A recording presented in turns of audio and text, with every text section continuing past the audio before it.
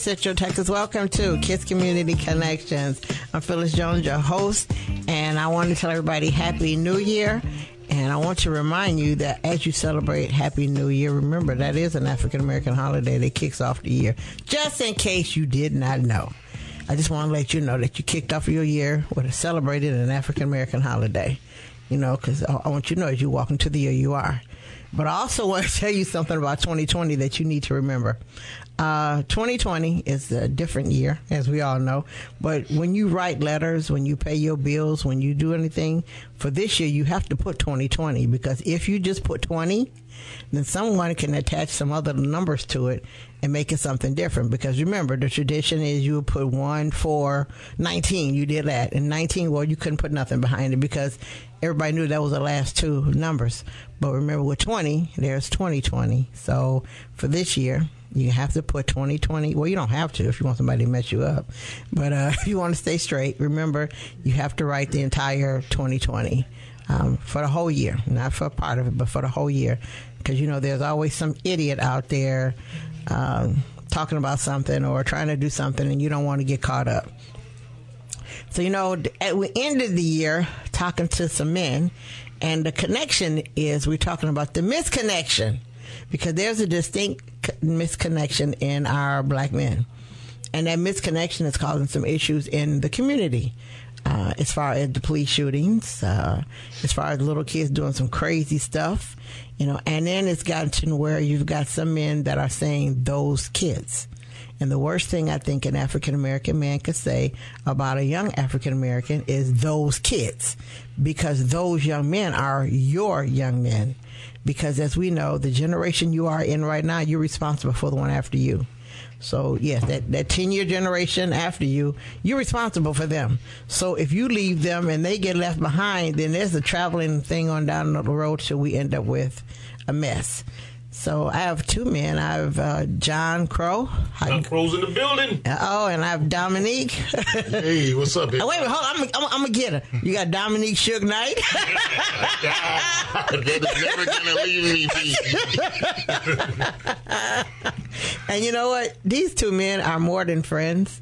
I consider us all family.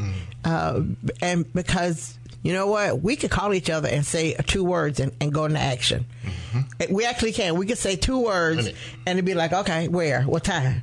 And I like that because I cannot see both of them for a year, and it's not a distance, if you know what I mean. It's like, okay, whatever. That's true. It's not like, oh, man, is he alive? No, you know. And so I like that. And more of us need to have the kind of relationship that we do have, because it makes you feel good. But it also makes the connection fantastic, because if I need them to know something, I know how to get them to know whatever it is. If they need to tell me something, that, hey, listen, this is this. So we know what we can do. But what we haven't been doing is we haven't been coming together. We've been doing our own thing, which is good, but we've been negative on coming together. So we're going to talk about a scenario, and then that's going to be their open up. All right. We do remember earlier last year, KPD did a no-knock on the house. But one of the cops decided to be smart. He went to the back of the house. So he started shooting. The police in the front assumed that the man in the house was shooting, but he wasn't. So they killed him. He was supposed to be a big-time drug dealer. They didn't find no drugs in his house. They thought he had a gun. There was no gun. So here we are. We had a man here, James Reed, who's shot, and that kind of ended it. But the next day, I found out that there was a candlelight vigil at his house. So I went, and everybody know me. I would go, yeah. So I showed up, and I'm looking for one thing that I didn't see. One thing. I saw all these kids there. And I'm going to say kids because they were old enough to be my grandkids. But they were all there. But I didn't see any older men. I saw no man there over 35. I didn't. Except for one who doesn't matter. And I'm going to say why he don't. I'm going to say he doesn't matter because he doesn't live here. It was Robert Muhammad. Okay. And I'm going to say the reason he doesn't matter because he doesn't live here. You know, he was there and he spoke, but he doesn't live here. He lives in Austin. So that really didn't count. But it was all right. He was there and his men were there. That was cool. So I walked around and I didn't know nobody there because I'm like, these little people, where'd they come from? I'm thinking I knew everybody in Killeen. I didn't know none of them. Anyway, I listened to the candlelight vigil. So I went around to ask some of the guys, and then I saw some other men come up and they were from the nation in Killeen. So I know them. I'm like, oh, okay. So I walked up to them and I said, what's the plan after this? I got that look. I'm like, oh, shoot. Okay, fine. So I asked a couple other guys. I'm thinking, I said, what's the plan after this? What you talking about, ma'am? Oops. You know, I'm beginning to go, okay, now I'm getting nervous. Not nervous because of negativity. Nervous because I'm not getting the answer that I know I need to have. And I know they need to have. But as it turned out, when I talked to these men, they don't know what a plan was. They had no clue. So I'm like, okay. I said, so what's next? Thinking, okay, I got to reframe everything, and I got to ask a different question. So I said, what's next? They said, oh, we're going to have a meeting. Oh, okay, great. Where? Well, I'm not going to name the business, but it was at the business establishment that he likes. I'm like, okay, that's not a meeting, but it's okay. To my brain, I'm like, okay, well, maybe I'm not with this age group, so maybe that's how they do it. All right, so I went to the meeting. They had food, music, but they didn't have a plan. They didn't have no plan. So I said, well, who's going to go talk to the police chief? Well, ma'am, I got a record. Okay, that went over my head real quick, but it came back. I said, I didn't say go talk to him about your record. He said, well, I don't like him. I said, I talk to people every day I don't like. I said, but it's not about liking him. It's about his position. He's a police chief. What about talking to him? So nobody did that. So once again, I was looking for men over 35, over 40, over 50, heck, over 60. But they weren't there. So I'm going to ask you two, what happened? Not why y'all wasn't there, but these men haven't been taught what to do next. What we're facing in America is that question in a broader sense, what to do next. When you find a police officer is committing a crime, that police officer who fired in the back of that dude's house actually facilitated his murder. Yes. And then the police system, as it is, gives him a pass. What to do next is the problem that plagues us. Because going to the police about the police never works. So what to do next? Everything I can think of to do next is the unthinkable, the horror. Because what if it was, and if you follow my posts on John Crow on Facebook, you can see almost every day I post another horrific incident of police brutality or misuse of power. But what to do next is the thing. What if, I just when I see these things, say, okay, now if that was my brother, my son, the narrative would change drastically. Because I'm unstable. Okay? Because there is nothing to do next. There is no real legal recourse we can take when the police gives the police a pass against us. And these are the people that we're paying to protect and serve. So our servants, for every bullet fired out of that officer's gun in the back of the house, we pay for each one of those bullets. My tax dollars pay for each one of those bullets. For everybody in the system that got him off the charges which he should have faced. Right. My tax dollars paid for that. So what to do next is the most troubling question, because everybody knows the answer, but no one wants to say it out loud. There is no real recourse when we are faced with an armed militia who's acting criminally. If the roles were reversed and they weren't police officers, they were just citizens, the guy who shot in the back of the house would be going to jail. Right, yeah. He'd be in prison right now. Right. We have to hold our servants accountable to people who are paying their salary. We've given them too much power. And the power we've really given them is the power of belief. We believe that the police did the right thing, or it's in our best interest to let them go when they do the wrong thing, because they do more good than harm. Not anymore. Now we're in the sea, and we are paying for the sharks to swim around us. And every now and then they eat one, and we say it's okay because they didn't eat me. Mm-hmm. So when I see the young people at vigils holding candles, because that's all they can do. Right. They can hold a meeting, but they're not meeting to fix the problem. They're meeting because they're frustrated and they want to vent their frustrations to each other. And when they ask me what to do next, I go to the gun range. That's what I do. Okay. Dominique he's sitting there, he done bit his finger off. The finger just might have been recognized. Well, excuse me. Before I get started, I want to acknowledge something. Normally, I wouldn't have a conversation like this. Mm-hmm. And just Joe, I don't know you handshake. Joe cool. You know, excuse me. Joe cool. Well, I know that, but I have to say it. I normally wouldn't have a conversation like this in mixed company. Okay. By mixed company, everybody in this room is black, African American, Moor, Muslim, whatever you want to call it, and then there's Joe. Hey Joe, how you doing? But I'm on the radio, so can't cast out the bag. But people need to hear it. To piggyback on something, on what John was saying, there's two responses in nature. There's fight and there's flight. We've been running long enough. Right. That's all I'm going to say about that. You're talking about an organization that was founded to catch slaves. They still operate in that manner. You're talking about an organization that we know for a fact has white supremacists within that organization in high levels. You're talking about an organization who hunts and kills black men wholesale, and nothing happens to them, because that same organization, the brothers and sisters in blue, hedges around themselves, investigate themselves, and then find themselves not guilty. Say it again. There you go. That's it. Yeah. This is the organization we're talking about. Yeah, that's it. You go to the police station, you go to a police, and you commit a crime. You shoot a police officer, and you take his wallet. What happens to you? You die. The police don't say, let's go march. The police don't say, let's hold a candlelight visual for our fallen brother. They go and bury him. They play the bagpipes, and everybody cries, and they salute, and they do the little gunshots in the air. And the next priority is to find and kill who killed our brother. Period, point blank. We've talked long enough. Right.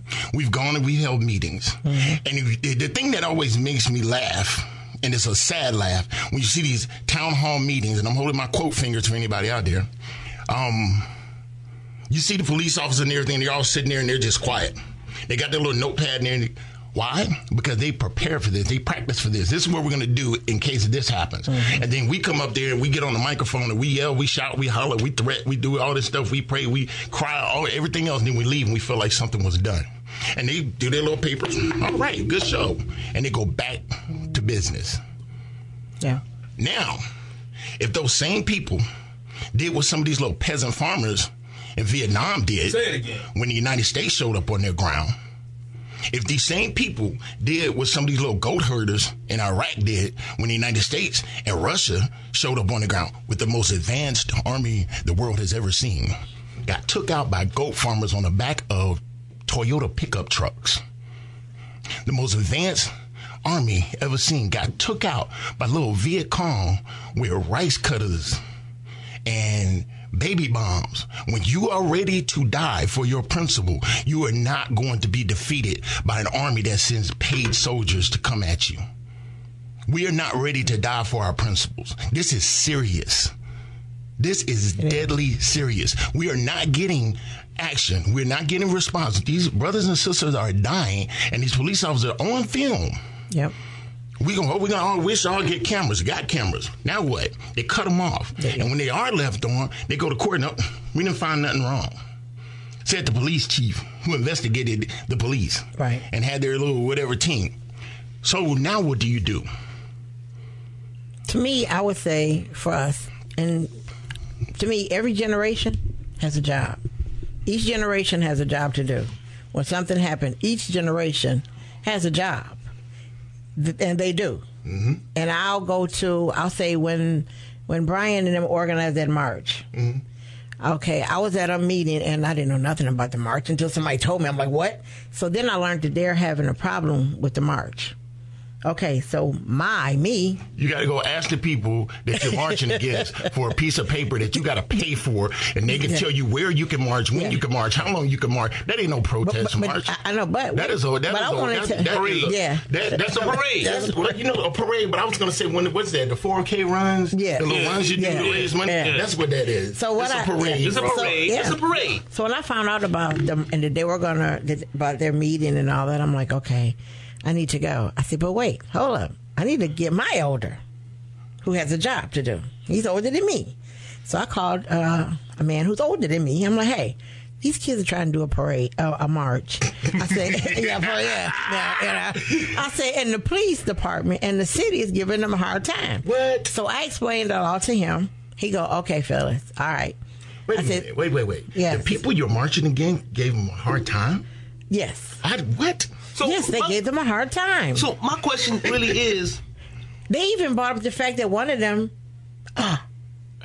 is a felon, yeah. God, he's and the other one had been in jail. Oh, my God. Right. So you know what? So, and wait a minute, and none of these people who were marching were known by the community. You know, like the other side of the community didn't know them. I don't know who he is. Right. So why give him a permit? So let's harass him. Well, then, okay, the person that's older than me is Reverend Sampson, because that's his generation. He's in his 70s, so that's his job. He goes to the police chief, and he asks me, why are you giving Brian and Pokey a hard time? Chief goes, you know them? You know, it was your age group, you know them? So then the conversation began. And you see Reverend Sampson with the lean in talk, because you know how you see people with that lean in conversation, and you know, so he had his talk, and he walked off, and you looked at the chief, and he went on to talk to another person, but they're looking at how you know them, because then they put us in a place. How do you over here know them over there? Because Reverend Sampson said their name. Mind you, he had never met them. I told them who they were. But the point is, how you know them? Okay, so he did his job. He did what he's supposed to do. All right, he took care of that. I went to all the city council people and asked them, you know, how racist they were. Asked them, were they racist? Were they prejudiced? And what did her record and his record have to do with what they're trying to do? They have nothing to do with each other. And I told them, I said, you all aren't doing anything to stop the violence. So since somebody is, why you're giving them a hard time? Why are you going to tell them, listen to this? They even wanted them to march on the sidewalk and knock on every door that they was going to pass and get permission. For real? Seriously? That's not a march. I said, I don't know what that is. That's a nightmare gone bad. Because you can't do that. You know, so one city council person, just one, Steve Harris, went to bat. Because the rest of them, I didn't know nothing about it. When did they begin this fight? Okay.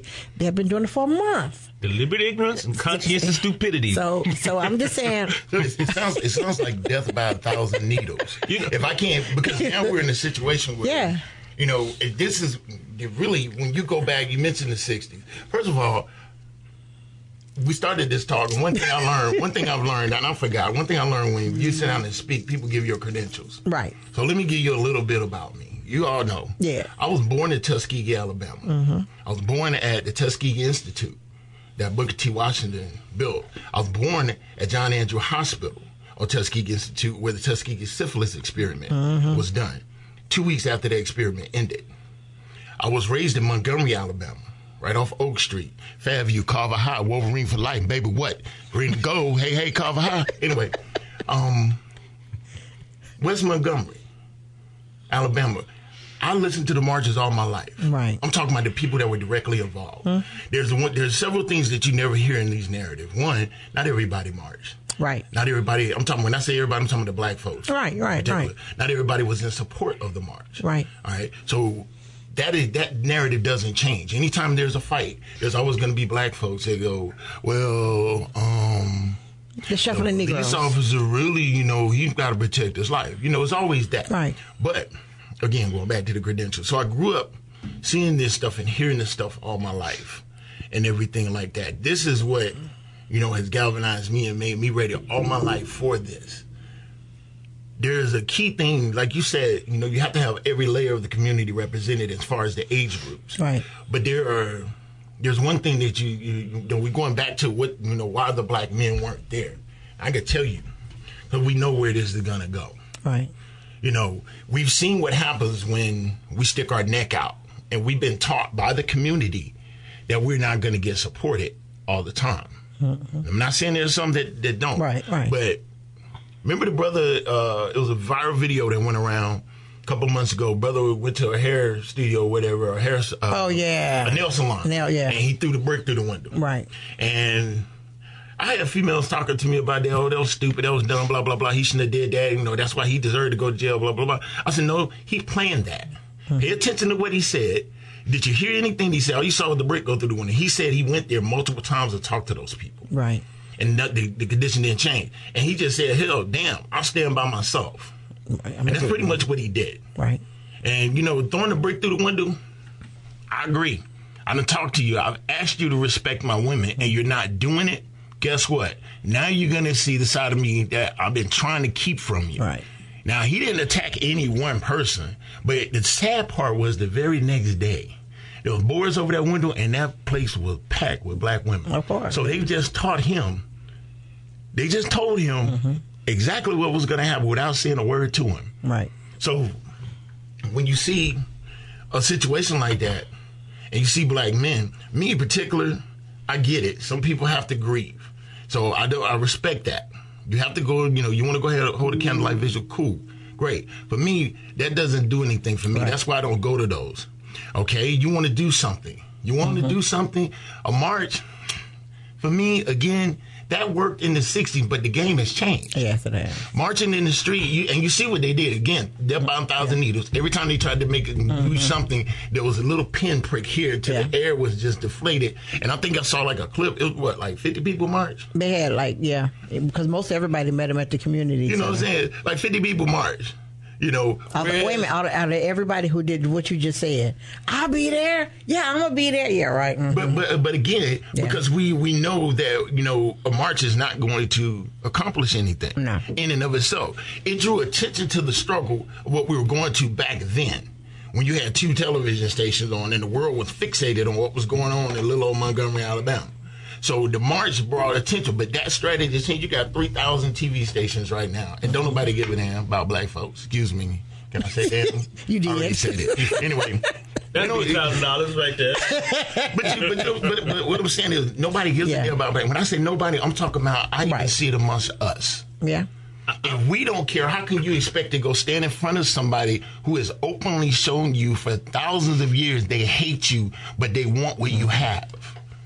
They want your blackness. They want your soul. They want your style. They want your voice. They want your walk and talk, but they don't want your black behind. You see what I'm saying? Right. How do you go and convince that person when you have that doubt in yourself? You see what I'm saying? So I'm building up to my answer to the solution, which is a hard one. Okay. My answer to this is not easy. And I've said this, you've heard me say 1,000,000 times, get your culture back. Right. Because nobody respects a man who doesn't know who he is. True. So you got a Chinese man sit down at the table. You got a Russian sit down at the table. You got everybody, a Jewish man sit down at the table. And then you have a black man come sit down at the table. They exchange their cultural knowledge and everything. We eat each other's food. We laugh. We have a good time. We get up. That Jewish man gets up. He's Jewish. That Chinese man gets up from the table. He's Chinese.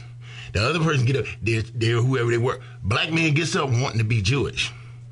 He gets up wants to be Chinese because he sees value in our culture. He doesn't see value in his own because he was taught that his history started in slavery. Slavery, right. And even so, we didn't come from slavery, we came through it. That's who we are. We persevere, but we got to teach that. We got to get our culture back and understand and acknowledge who we are. I can sit in this room with Joe and I'm cool with him. I know... I don't feel like you took offense to what I'm saying. I feel like you understood it. You see what I'm saying? But I'm not threatened by him because I know who I am. That's right, yeah. So I'm able to get up, walk away, shake hands. We cool and everything like that. I'm still Dominique. I have a culture that I stand on that galvanizes me in everything I do. You see it, he sees it, everybody that talks to me sees it. Right. So when you have that, now you have something worth protecting. Because if I don't see value in who I am, where I came from, my ancestors, and the road ahead, then I'm not going to protect it. I'm going to just go wherever the wind blows me. And that's what's happening in our community. For the young men who wanted to march, I met those brothers, and I understand their struggle. I really do. Yeah. Why ask permission to hold your march? Correct. What they really going to do if you start walking 500 black people who are armed to City Hall or to the police station and surround it and say, hey, you did wrong. We ain't going to put up with it anymore. What you really going to do? If they tell you can't have a permit, don't ask for it again. Asking permission from the people you're trying to protest against is counterproductive. Do it anyway. What they really going to do to stop you? True. What they really going to do? They ain't going to do that much, especially if you march armed. We march singing with signs, kumbaya. No, we march armed. If I'm at a march, understand I got boxes of bullets. They're gonna be on me. See, we tried to unarmed march. Go look up the Edmund Pettus Bridge. Yeah. Right. Go look up Ferguson. Yeah. Well, you saw police with automatic weapons pointed at Ferguson, but you got groups like Antifa who come out for the purpose of violence, and you barely see an arrest. Forget unarmed isn't working anymore. Asking for permission never works. If you really want to do something, don't ask for permission to do it. You do it, and you say, you know what? I did it. How you really gonna stop me? In order to do that, we got to get our culture back. We go in there marching, and everybody's armed, but there's no plan of action. There's no understood between each other. Then there's going to be carnage and bloodshed on our side. I got that. Let me finish. Let me work hard. Let you work hard. Let me work hard. All right. So, and then in your planning of your event, of your march, of your protest, and I agree with Dominique 100%, and I've said it before, the Martin Luther King playbook of marching and singing, and you on the steps of City Hall, you got a preacher saying, oh, it's going to be okay, let us pray. Then you got somebody speaking up there saying, you know what? I forgive them, and we should join together in unity. And then you have a step show, and then you leave thinking you did something you didn't. You got to eat some ribs and some chicken. There's chicken later. Chicken is back at the church when they march from. And it's fried. And it's fried. Yeah. It's fried. So deep fried of that twice. That type of protest doesn't work anymore. No. We've had numerous civil rights leaders. You can go back past King, Cornel West. Yep. You can name it, Garvey, everybody. But we also got to remember, Dr. King did that speech. I sent my people to a party. Yeah. So he realized it at the end. Wait. Let's stop something. Because I gotta. Anytime I find some miscommunication, I gotta try to break that. We gotta get away from the narrative that Dr. King was the movement. He was not. He was brought in after it was already underway. Because they wanted a face. They wanted a young face that could reach out. Yeah. The organizers of the march saw Dr. King when he came down to speak from Atlanta, and they approached him about being the face, and he agreed. He did not organize it. He did not. He was not the. He was a protagonist. He was a face. He was a face. Like Rosa Parks. Rosa Parks. She was a face. He was a face. The girl was. I met her when I was very young. Oh, wow, okay. Yes, I met her when I was very young. Out of her mouth, that was planned. Yeah, it was planned. She was one of many. Right. They went and had meetings and organized, and he said, this is what's going to happen. You're going to sit on the bus. Right. Remember the Boondocks episode where they kept saying, he was sitting down too? That was a joke on the truth. She wasn't the only one on that bus that day that sat down. She was the plan went exactly as it was supposed to go. Right. You had this pretty black woman. Now go look at them pictures. She was tired. She just got off work. Her feet was hurting.